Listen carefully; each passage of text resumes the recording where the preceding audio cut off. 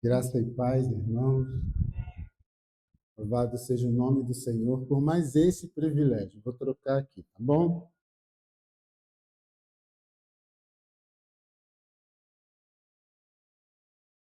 Privilégio de poder compartilhar a palavra de Deus, apesar de saber que é uma responsabilidade muito grande portar essa palavra. Porque aquilo que o Senhor coloca no nosso coração, ele vai servir para o nosso crescimento, para o nosso desenvolvimento, para o nosso amadurecimento e, acima de tudo, para que a nossa fé esteja firmada na presença do Senhor. Eu quero convidar os amados a estar abrindo as suas Bíblias nesses dois textos. Eu confesso que quando Josué falou assim, em Isaías, eu falei assim, será que é o mesmo texto? Mas não, mas tem relação. E tudo que a gente participou até agora está relacionado com o que a gente vai compartilhar hoje com os irmãos. Isaías, capítulo 9, versículos 1 e 2, e depois o versículo 6. Diz assim: mas para a terra que estava aflita, não continuará a obscuridade. Deus, nos primeiros tempos, tornou desprezível a terra de Zebulon e a terra de Naftali.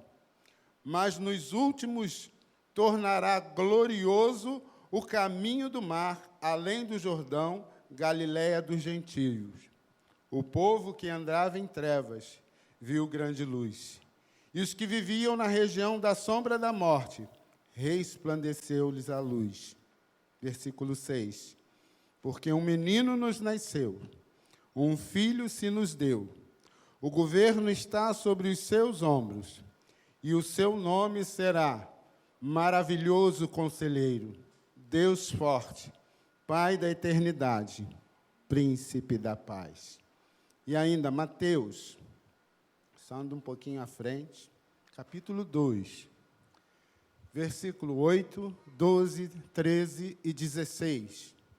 Mateus, capítulo 2, versículos 8, 12, 13 e 16. E depois nós vamos ver ainda em Lucas, mas mais à frente a gente vai ver uma outra coisinha em Lucas, que para a nossa meditação e reflexão acima do que o Senhor tem colocado para nós. Acharam?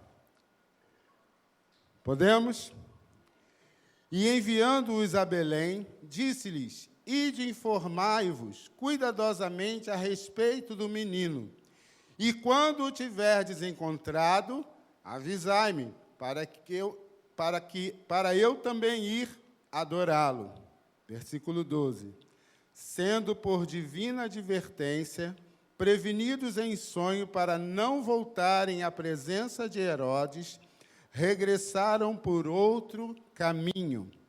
Tendo eles partidos, eis que apareceu um anjo do Senhor a José em sonho, e disse: dispõe-te, toma o menino e sua mãe, foge para o Egito e permanece lá até que eu te avise, porque Herodes há de procurar o menino para o matar. Versículo 16. Vendo-se iludido pelos magos, enfureceu-se Herodes grandemente e mandou matar todos os meninos de Belém e de todos os seus arredores, de 2 anos para baixo, conforme o tempo do qual, com precisão, se informara dos magos. Vamos orar mais uma vez? Senhor, aqui está a tua palavra. Aplica mais uma vez ao nosso coração nesta hora e fala com total liberdade, Senhor, à tua igreja e a nós mais uma vez. Nós oramos em nome de Jesus. Amém. Talvez você já tenha lido esses textos centenas de vezes,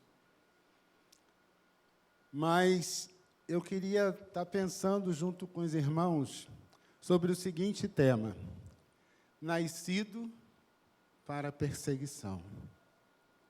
O texto por si só já mostra para nós que o nascimento de Jesus já veio precedido de muita perseguição.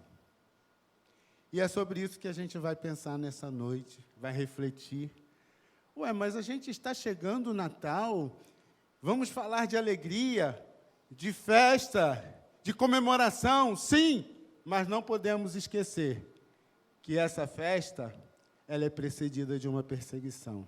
Não podemos esquecer que essa perseguição foi feita para que eu e você víssemos cumprir na nossa vida, na vida do povo de Deus, a palavra que foi proferida lá em Gênesis 3,15.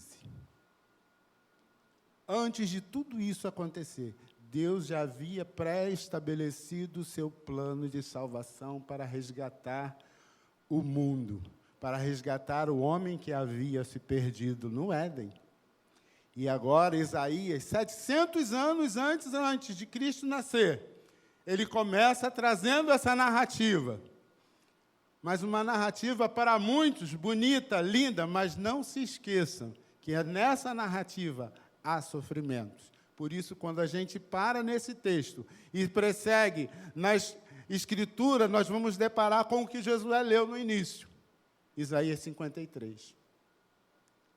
Que foi o sacrifício vicário de Cristo por mim e por você. Mas isso tudo, e nisso tudo, havia um propósito do eterno, para mim e para você. Então, vamos pensar no que esse texto traz para a gente crescer, para a gente aprender com ele. O evangelista Mateus, ele traz aqui a narrativa do nascimento de Jesus, no capítulo 2. E no início ele vem falando sobre os magos. Mas eu não posso falar primeiro dos magos sem antes entender esse propósito de Deus através do que as Escrituras me ensinam. Aí eu preciso ir a Lucas. A narrativa de Lucas, também no capítulo 2, eu pediria que você abrisse aí, e nós vamos ver rapidamente alguns versículos.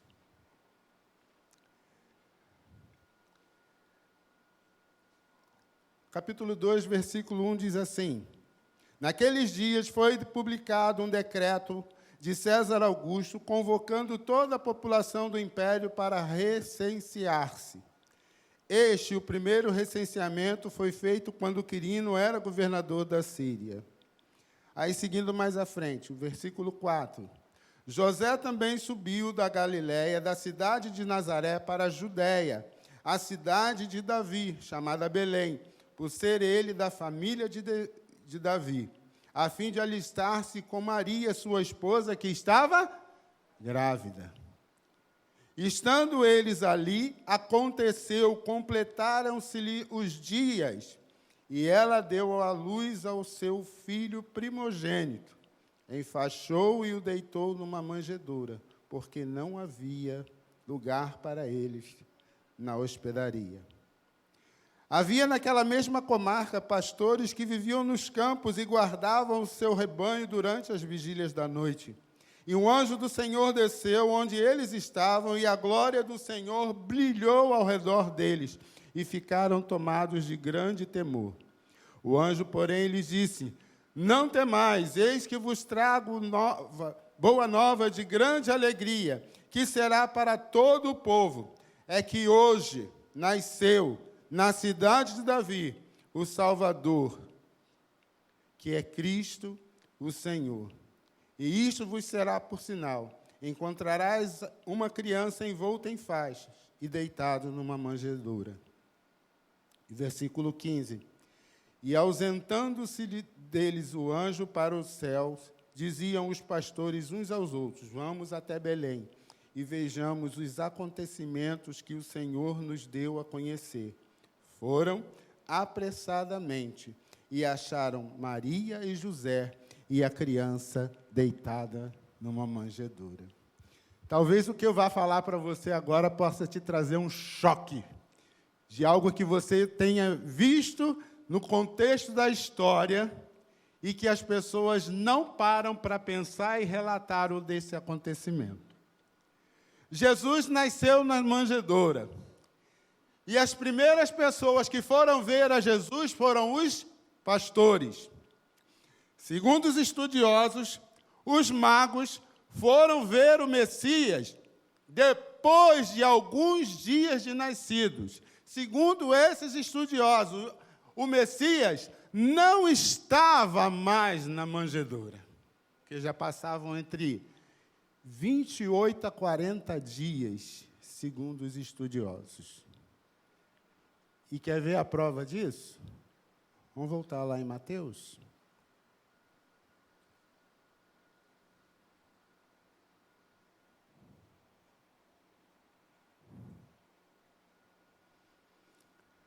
O menino estava onde? Versículo 13 e 14. Tendo eles partido, eis que lhe apareceu um anjo do Senhor a José em sonho e disse: dispõe-te, toma o menino lá e permanece lá, e vá para o Egito, permanece lá até que eu te avise, porque Herodes há de procurar matá-lo. Jesus não estava mais na manjedoura. Jesus já estava numa casa. Quer ver a prova?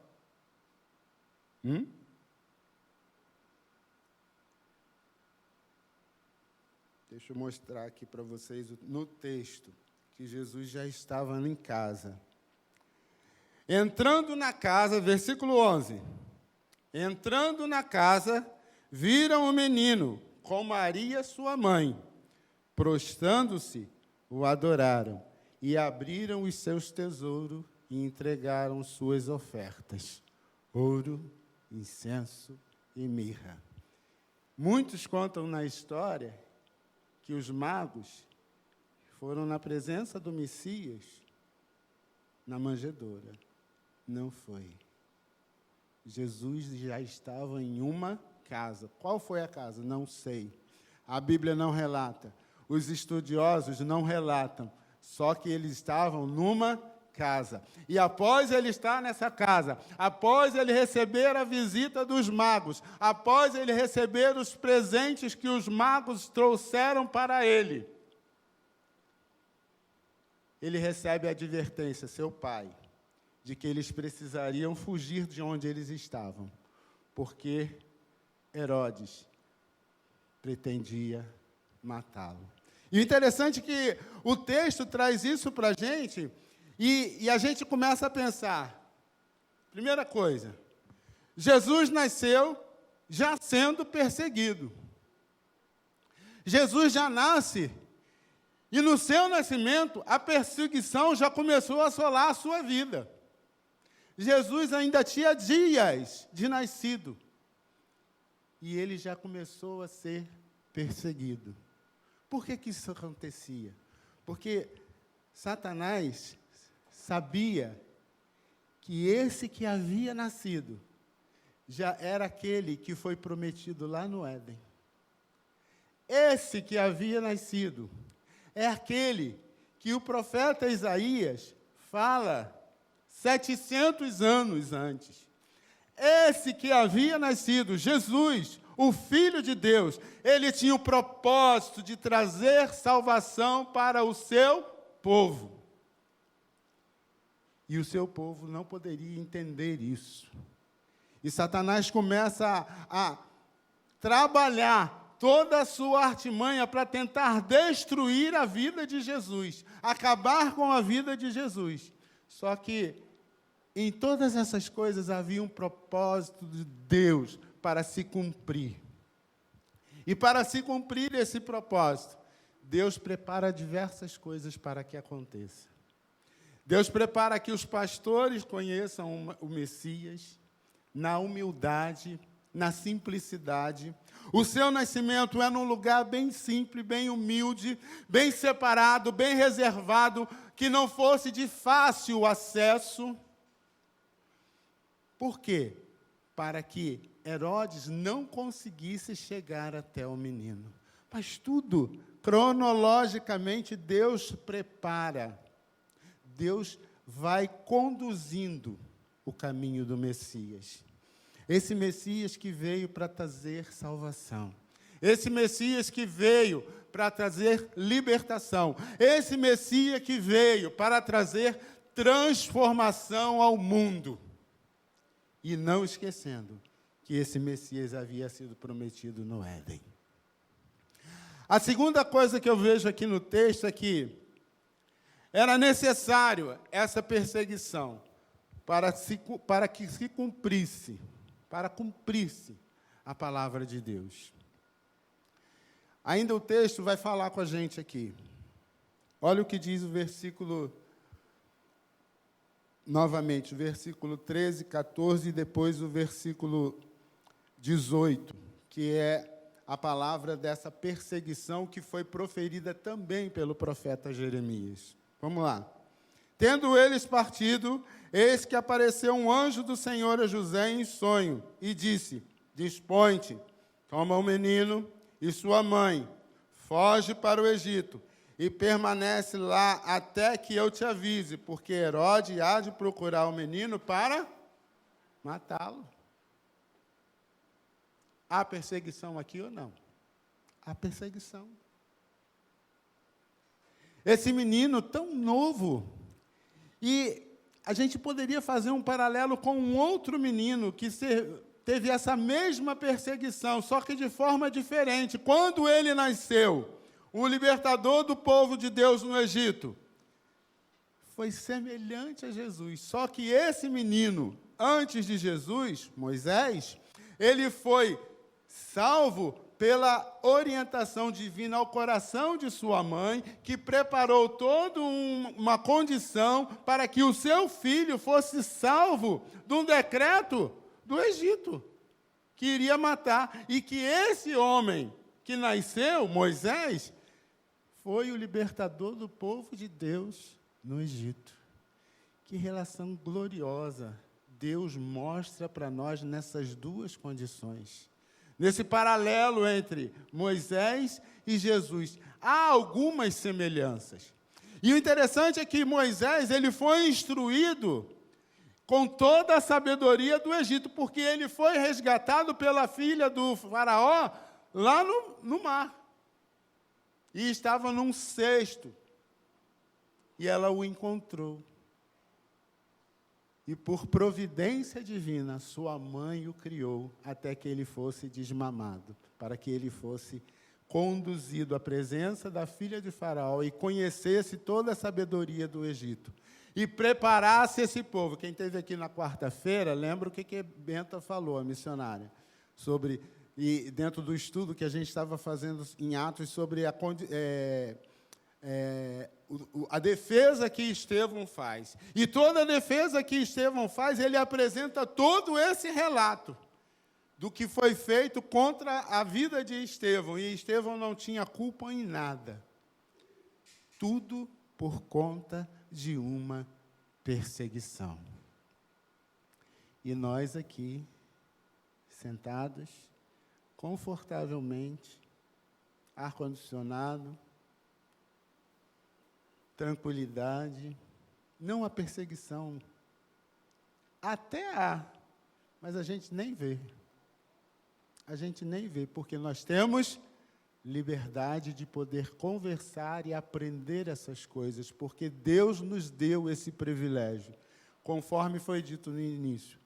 Muitos irmãos em outros lugares do mundo não têm esse privilégio. Às vezes eles precisam se esconder em cavernas, em lugares que a gente nem imagina, de difícil acesso, mas que eles possam poder ter um pouquinho de tempo para oferecer a Deus o seu louvor, a sua adoração, o seu culto ao Senhor.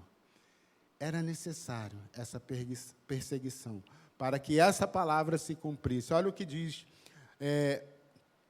a palavra do profeta. A perseguição ocorreu para cumprir. Cumprir o quê? O que diz o profeta. Olha o versículo 17 e 18. Então se cumpriu o que fora dito por intermédio do profeta Jeremias.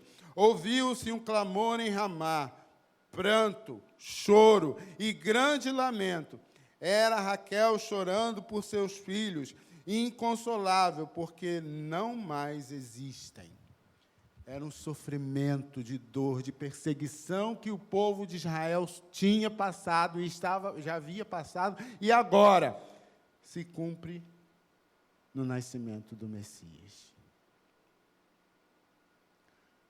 Natal quer dizer, natalício é dia de nascimento. Jesus nasceu, mas ele nasceu com a sua perseguição para que eu e você tenha vida. Jesus nasceu através da sua perseguição para que eu e você entenda que esse propósito se cumpriu para que a libertação chegasse a mim e a você. Para que esse propósito se cumprisse na nossa vida, para a gente levar essa mensagem, transformação, a tantos quantos precisam conhecer a Jesus. A tantos quantos precisam conhecer que Natal não é apenas festa. Natal é precedido de uma perseguição para trazer libertação a mim e a você. Por isso que eu falei no início, talvez isso para muitos é um choque, mas é a grande realidade do Natal. No Natal, no nascimento do Messias, o que é celebrado é um nascimento com perseguição, que vai conduzir até a morte, morte de cruz, mas para que eu e você recebamos vida. E como disse o profeta em Isaías 53, que foi lido no início, que ele levou sobre si todas as nossas dores. Mas essa promessa só se cumpriu quando ele completou 33 anos. Quanto tempo passou? Era para esse menino morrer novo, com dias de nascido, mas o plano de Deus precisava se cumprir na vida do menino, para que quando ele chegasse no seu dia, na sua hora, toda a Escritura fosse cumprida nele. Salvação, transformação. E aí João vai falar assim, veio para o que era seu, mas os seus não receberam. João 1,11. Mas o versículo 12 complementa. Mas a todos quanto receberam, deu-lhes o poder de serem feitos filhos de Deus, a saber, aos que creem no seu nome. Promessa cumprida, promessa feita, promessa dada, transformação trazida para a minha e para a sua vida. Aí o Paulo depois vai fazer com que essa promessa que veio primeiro para os judeus fosse passada para mim e para você, gentio. Isaías proferiu, Jeremias confirmou, Jesus cumpriu a sua palavra. Cumpriu essa palavra para que eu e você tenha vida. E essa vida, essa promessa, ela vai se findar na segunda vinda de Jesus. Quando ele voltar para buscar a sua igreja. Quando ele voltar para levar-nos para os céus, para a sua presença, para desfrutarmos da vida eterna com Cristo, para sempre. Efésios 2:1 diz assim, e ele vos deu vida, estando vós mortos nos vossos delitos e pecados, os quais andaste, versículo 2, outrora, antes, segundo o curso desse mundo, mas Deus, que é rico em misericórdia, versículo 8, porque pela graça sois salvos, mediante a fé. Isso não vem de vós, é dom de Deus. essa perseguição que foi precedida para que Jesus viesse ao mundo, ela veio agora complementada com um presente. Presente da salvação, graça. A graça de Jesus superabundou sobre a minha e sobre a sua vida. E a Ele, somente a Ele, nada pode tirar, nada pode comprar, porque Ele já pagou o preço para que eu receba essa salvação, essa dádiva, esse presente que o mundo não entende. Esse presente que me traz alegria, que me traz prazer, que me traz vontade. Às vezes a gente dá uma caidinha, mas a gente se levanta porque o Espírito Santo faz com que eu e você se levanta e tenha novo ânimo para desfrutar das bênçãos que hão de vir sobre as nossas vidas. E para concluir, o governo do Messias está chegando. Voltei para Isaías. Versículo 7 diz assim: para que se aumente o seu governo e venha a paz sem fim sobre o trono de Davi e sobre o seu reino, para o estabelecer e o firmar mediante o juízo e a justiça, desde agora e para sempre. Até aí. O governo de Jesus está chegando. A volta do Messias está próxima. O Messias vai voltar. A sua segunda vinda está muito às portas. As profecias estão se cumprindo. A volta está próxima. Tinha um hino que, quando eu era membro lá em Piraquara, que a gente cantava o conjunto, que dizia assim, ó: a volta está próxima. Ele vem me buscar. Espero um grande dia, quando ao seu lado andar, pisar na terra santa, com o meu Jesus ali. Ali eu irei morar. E essa promessa está lá em João 14. Não se turbe o vosso coração. Credes em Deus. Credes também em mim. Na casa de meu pai há muitas moradas. Se assim não for, eu não vos teria dito, vou preparar-vos lugar. E quando eu for e vos preparar lugar, voltarei, para que onde eu estou, estejais vós também. Essa promessa que falta se cumprir, e ela está chegando. Ela está chegando para que se cumpra na nossa vida. E ela pode se cumprir, já falei isso aqui uma vez, vou falar de novo. Ela se cumpre de duas formas: na minha morte, ou quando Jesus vir buscar a sua igreja. Se eu morrer hoje, eu tenho a convicção que eu estarei para sempre com o Senhor. Mas se eu não morrer hoje, e se eu chegar ali na porta, o Senhor voltar, eu tenho a convicção que estarei com Ele para sempre também na glória. As duas condições me dão essa certeza, porque Ele veio para mim e eu o recebi. Porque eu um dia não merecia nada, mas esse amor que superabundou sobre a minha vida, mudou a minha vida, transformou a minha vida, assim como transformou a vida dos irmãos e de muitos que vai ser transformada ainda. Porque enquanto a vida, enquanto a oportunidade, Deus dá oportunidade para outras vidas serem transformadas. E é através de nós que Ele vai fazer isso. E para concluir, eu vou pedir o Alisson para soltar aí. Vou concluir cantando. Tá bom?